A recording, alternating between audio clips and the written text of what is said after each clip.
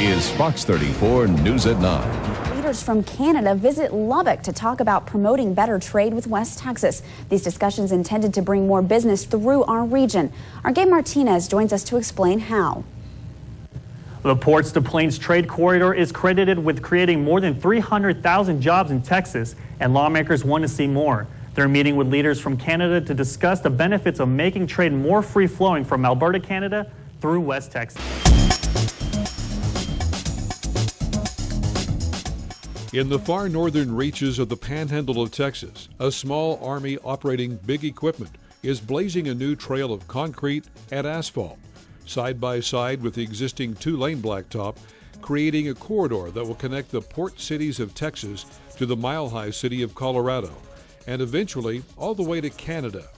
It's called the Ports-to-Plains Trade Corridor.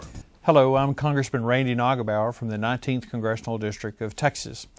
A number of years ago, while serving on the Lubbock City Council, it became evidence to myself and others that the trade and population of our great nation was changing. When we looked at the transportation needs for the region and for the country for the future, it became evident that new corridors were needed to move goods and services through our nation with our trading partners. Ports-to-Plains is one of those corridors, a high priority corridor that provides that opportunity.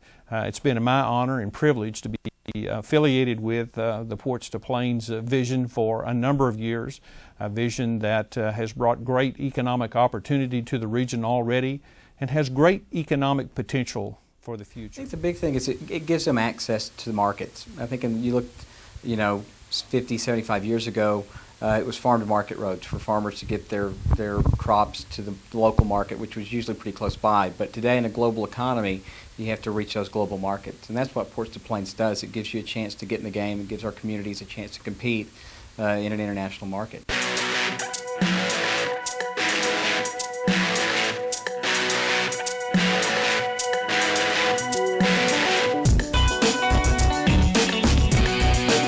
The I-35 corridor through central Texas is maxed out.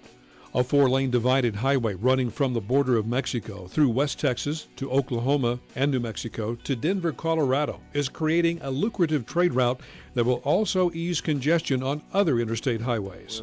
About really upgrading a two-lane highway in parts to four-lane divided. And I think there's no secret or no mystery that the great economic impact that can have.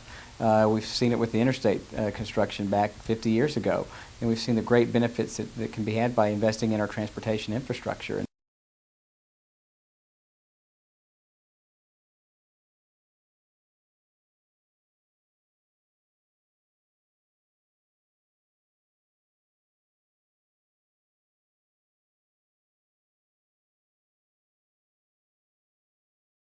San Angelo is a key city along the Ports-to-Plains corridor. Settled along the Concho River, San Angelo is home to both scenic beauty and booming business. And all that business is thanks in part to good transportation infrastructure and the expansion of Ports-to-Plains. It's very important that we continue, as we grow the jobs and the companies and the residents, that we have good transportation in and out of San Angelo. And Ports-to-Plains, of course, is our connection. The Ports-to-Plains connection is already bringing in new business to the river city. Martifer Energies, a Portuguese company, has agreed to set up shop in San Angelo. Martifer will be manufacturing parts for the windmills that have begun to power West Texas. And for Martifer, strong transportation infrastructure was key to their decision on settling in San Angelo. Is that they can transport the large blades and towers, even though it's not on an interstate.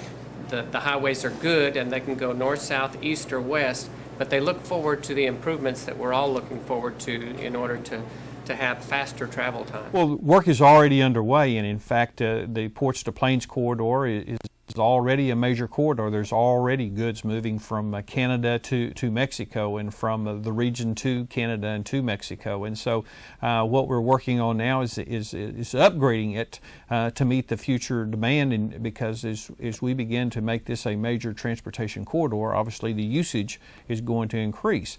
If we don't make the investment in upgrading it and making it a viable thoroughfare for goods movement, then what will happen happened to the Ports-to-Plains is similar to what's happened to some of the other interstate systems, is that it becomes congested because the traffic increases but the capacity has not.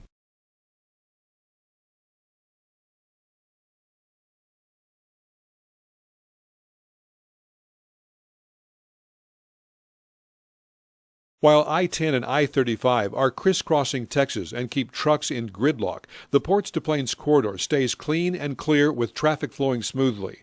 The Ports-to-Plains route doesn't have an interstate distinction from the federal government, but with 4-lane divided highways stretching north and south and construction ongoing, the Ports-to-Plains corridor has all the best of interstate travel without all the traffic. It gives us the opportunity to showcase our community, but also show that we can transport trucks and commodities through our community to the important ports that the products need to be delivered to. But it's not just about moving cargo and people. The corridor will also have the ability to move wind-generated electricity and also oil. One area we're excited about is the energy component, the energy piece of it. We connect with Alberta up in Canada, which is the U.S. largest supplier of oil, foreign supplier of oil, and they have the second largest reserves of oil in the world in Alberta, and we can connect with them.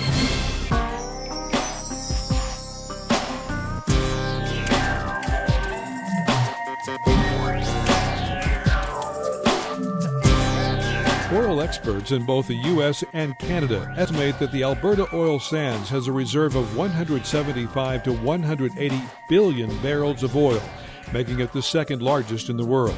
Alberta's government officials have a strong interest in developing a new trade route to Texas, one of its major trading partners. Our figure for total trade to the United States is around the $80 billion mark, but we're talking a lot of oil. And that moves by pipeline. By truck, though, to Texas is right now over $2.5 billion, and that works both ways. And it really boils down to, this whole thing boils down to another border crossing for Alberta, and that's been my major focus.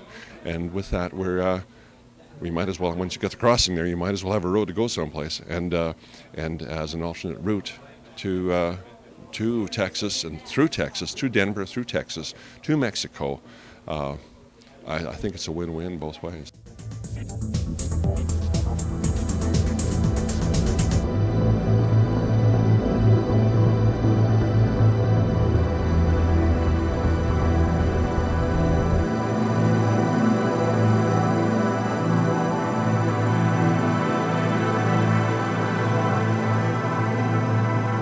Also, the wind energy, we've seen tremendous growth in wind energy and renewable energy, and one of the biggest limiting factors is transmission capacity.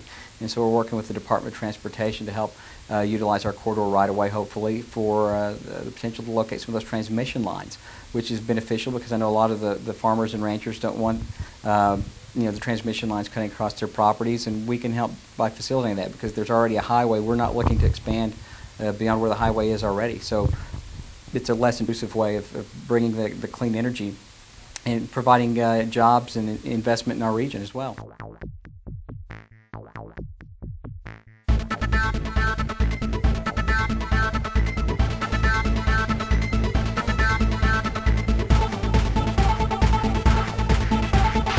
Ports-to-Plains has already secured hundreds of millions of dollars from state and federal sources, which has helped to either start or complete hundreds of miles of highway along the corridor.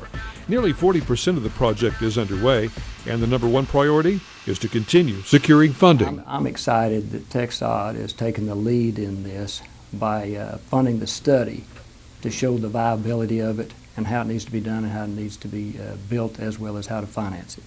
Many miles, almost all of the miles on the Ports-to-Plains corridor are on the federal highway system, the national highway system. And so we're able to use federal and state dollars to upgrade the facilities along this corridor.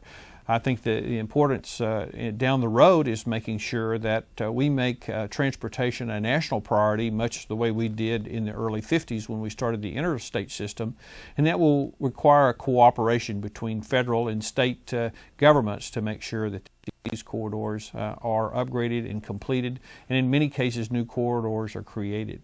This is a project that is going to connect our West Texas towns with our NAFTA corridors, and I hope that it's going to spur economic development and trade that will be going into Texas and all over the country through Texas from Mexico and Canada on down. So I think it's a great connection. It's something that I support fully. We've gotten it authorized, and it's time to keep working and building up the communities that will benefit from the Ports-to-Plains.